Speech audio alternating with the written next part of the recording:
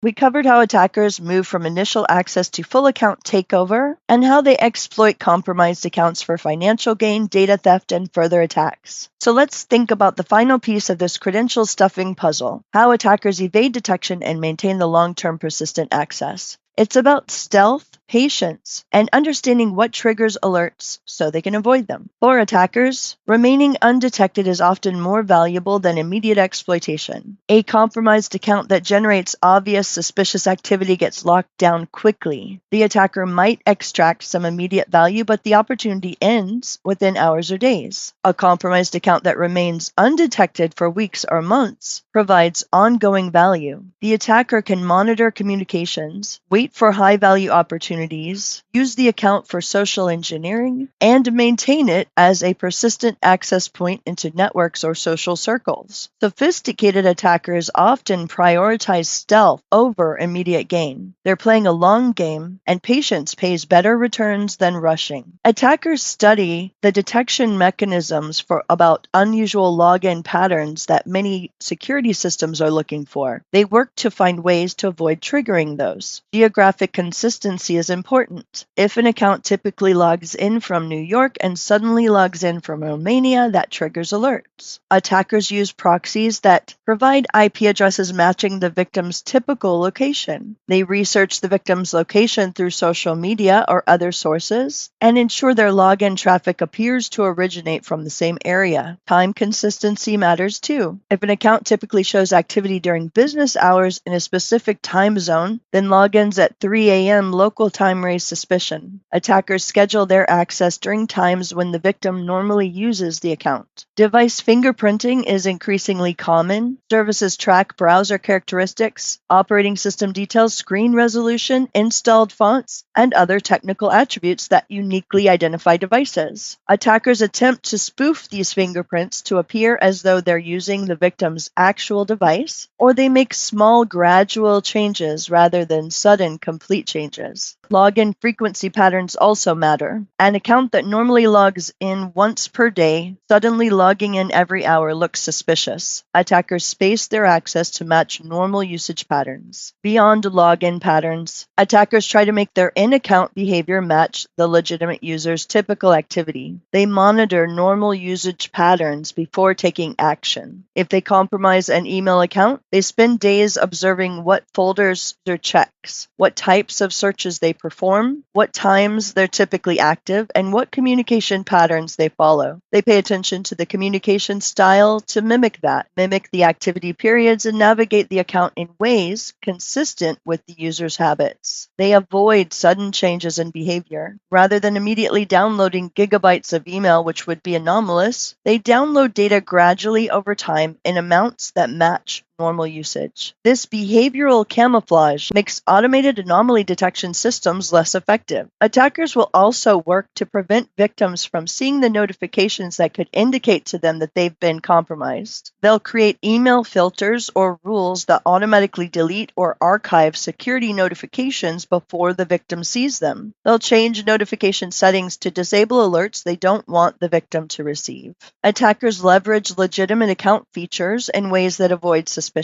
Rather than obviously exfiltrating data, they can use built-in export features, email documents to themselves using the account's normal email functionality, or share files using the service's sharing capabilities. These actions look like normal feature usage rather than data theft. And as we mentioned, data exfiltration. To extract large amounts of data, they'll download small batches spread over weeks. Instead of copying an entire cloud storage folder, they'll access files individually, as though reading them normally. Instead of bulk exporting contacts, they'll gradually collect contact information through normal usage. This low and slow approach extends the time needed to extract data, but it dramatically reduces detection risk. And they constantly work to monitor to find out if they've been detected. If they detect that there's suspicion, they might accelerate their exploitation to extract maximum value before losing access, or they might just go dormant for a period, maintaining their persistence mechanisms but avoiding any activity that can confirm the suspicions. When attackers do take high-risk actions that might trigger detection, they'll time them strategically. They act when the victim is likely to be asleep, unavailable, or distracted. Late at night,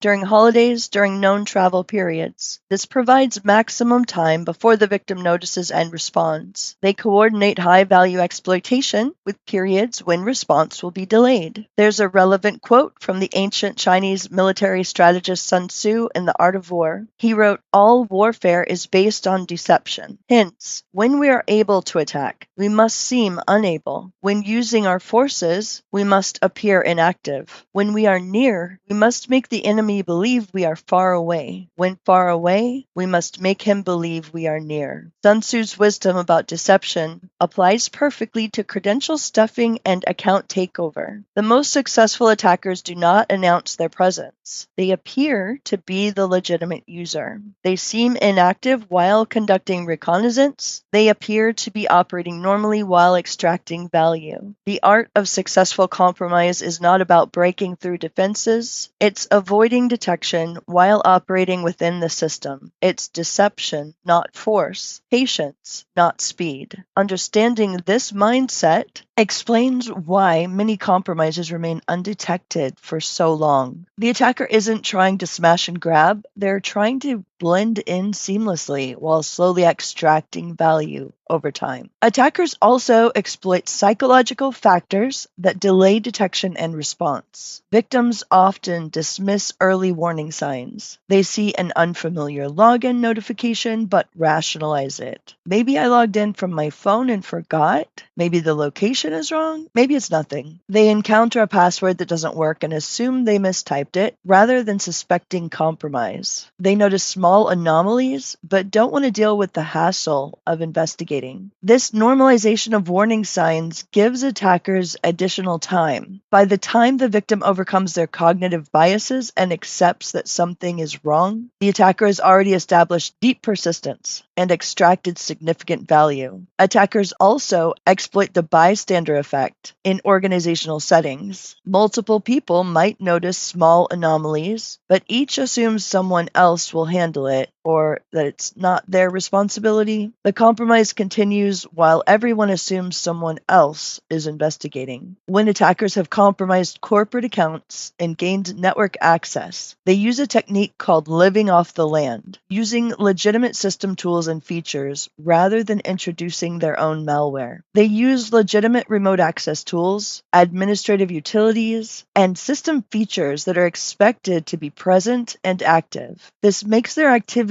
blend in with normal system operations. Security systems looking for malware won't detect this activity because no malware is present. Security teams investigating logs see legitimate tool usage, which is harder to identify as malicious. The same principle applies to account compromise. Attackers use the account's legitimate features and capabilities, making their activity appear normal rather than overly malicious. Detection mechanisms and evasion techniques are in constant evolution. Security vendors develop new anomaly detection algorithms. Attackers study those algorithms and develop techniques to avoid triggering them. Vendors respond with more sophisticated detection. Attackers continue adapting. Machine learning-based detection systems look for patterns that humans might miss. Attackers respond by carefully studying what patterns trigger alerts and modifying their behavior to avoid these patterns. This arms race has no winner. It's a continuous cycle of improvement on both sides. Attackers who fail to evolve get caught.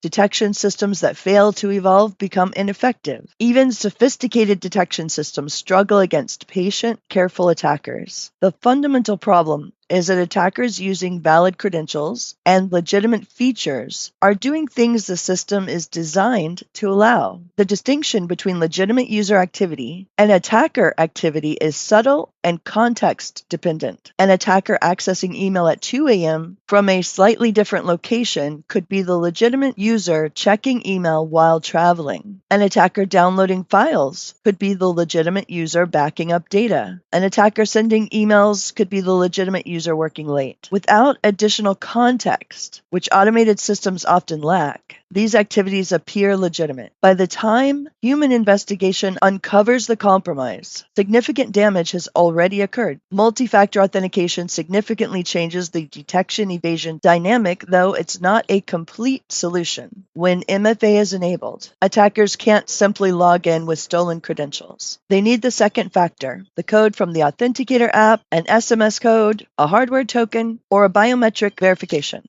This doesn't make credential stuffing impossible, but it dramatically increases the difficulty. Attackers need to defeat or bypass that second factor, which often requires real-time interaction during the victim's login session or sophisticated phishing that captures both factors simultaneously. MFA also provides stronger signals for detection. If an attacker is attempting to log in but failing MFA challenges repeatedly, that's a clear indicator of attempted compromise that's much harder to hide than failed password attempts.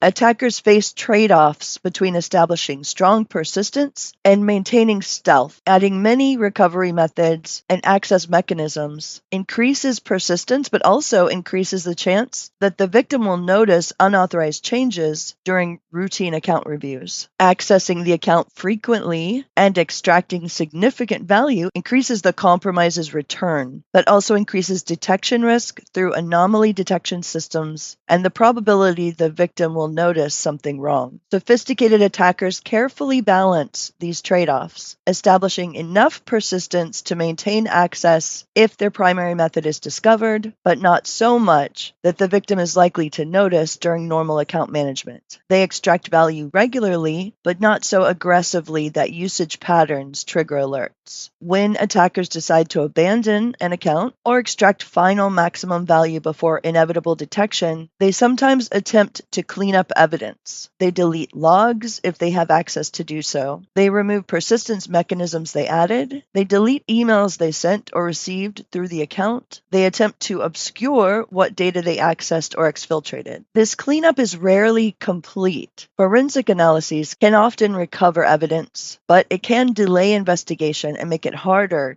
to determine the full scope of compromise. Some attackers don't even bother with cleanup. Once they've extracted maximum value, they simply abandon the account and move on to the next one. Understanding attacker stealth tactics should inform your defensive approach, to not just dismiss security notifications, to regularly audit your account security settings, to enable MFA, and monitor for subtle anomalies. Missing emails, emails you don't remember sending, changes in folder structure, or unfamiliar filter rules could indicate compromise, even without obvious security alerts. We've talked a lot about credential stuffing, from the economics of stolen credentials through password reuse vulnerability, automated testing at scale, account takeover, and detection evasion. Obviously, there is sophistication involved. A lot of times you are not dealing with script kiddies just trying random passwords. We're talking about professional criminal operations with sophisticated tools, distributed infrastructure, and refined techniques developed over years of iteration. But the vulnerability they exploit is simple: password reuse. All the sophisticated machinery just works because people use the same password across multiple accounts. That's the asymmetry. Attackers have to be sophisticated. Defenders need to use unique passwords. The fix is simple enough, even though the threat is complex. In our next section, we're moving from credential-based attacks to social engineering. How attackers manipulate people directly to gain access, extract information, or get victims to take actions against their own interests. The psychological manipulation of human targets is one of the most powerful tools.